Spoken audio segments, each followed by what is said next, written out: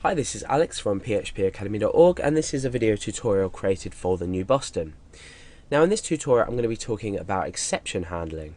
Now exception handling is a different way to handle errors in PHP that your program might output, and it's used to change the flow of your program, usually to save the current state of the program while you throw the error. And there's loads and loads of different ways to do that, but before we get into it, the different parts of this tutorial and parts relative to exception handling, we'll go through different ways, and you'll eventually try and understand how it helps. I'm not going to do too much explaining for now, but meanwhile follow along my example, test out the code, and try and work out for yourself how this is best worked out and where you should best use it.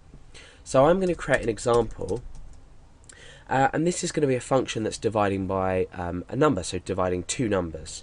So let's set the skeleton up for our function. It's just basically function divide, and then we're going to supply it with two arguments, so it's num1 and num2. Now with division by 0, we need to incorporate this into our function to ensure that division by 0 doesn't occur. Now num2 cannot be 0, num1 can be 0, because when we divide 0 by 0, let's just bring up a calculator actually.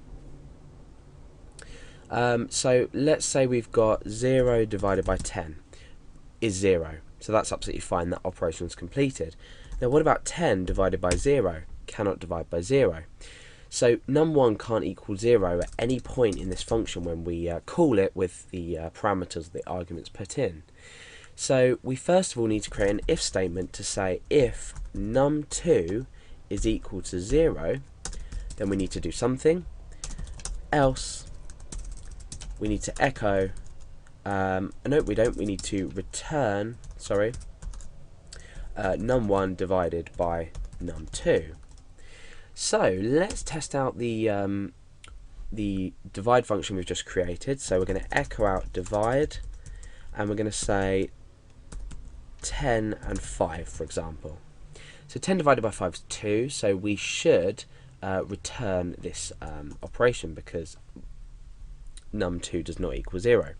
So let's come and refresh, and you can see that we've been returned with the value 2. So now what happens if we supply it with 0? Let's go back here and supply this form with 0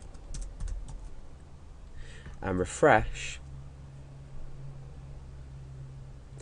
So obviously nothing's happening at the moment because inside our block nothing's happening, but or there's no code inside our block.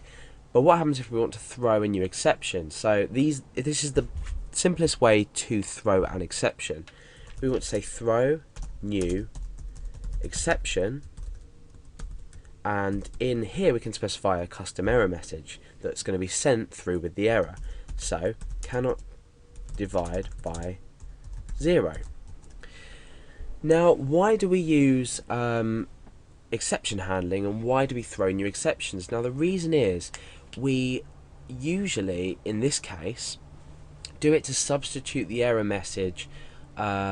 We give an error out, but we don't use the default PHP error message. We don't want to do that because we don't want to show it to our users in the way that we've created a PHP error. That's just one way that we might use to do this. So let's go back here and press refresh and see the difference in error we've got. So here we've got uncaught exception with message cannot divide by 0 in this file, and it gives us a host of other information as well and tells us where it's thrown. So it's thrown on line 5, which is here, that we're on here now.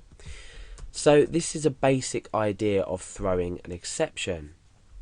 Now the reason we're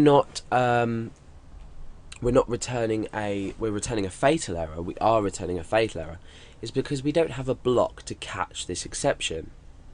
And to do this we use a try, throw and catch statement. I'm not going to explain this in this example, but we're going to do that in the next video, and this is going to allow us to make things a bit more custom. So for now we've thrown an exception without a catch, so we've been given a fatal error which looks like this in the browser, but later on we're going to work with the try, throw and catch to make everything flow just a little bit better.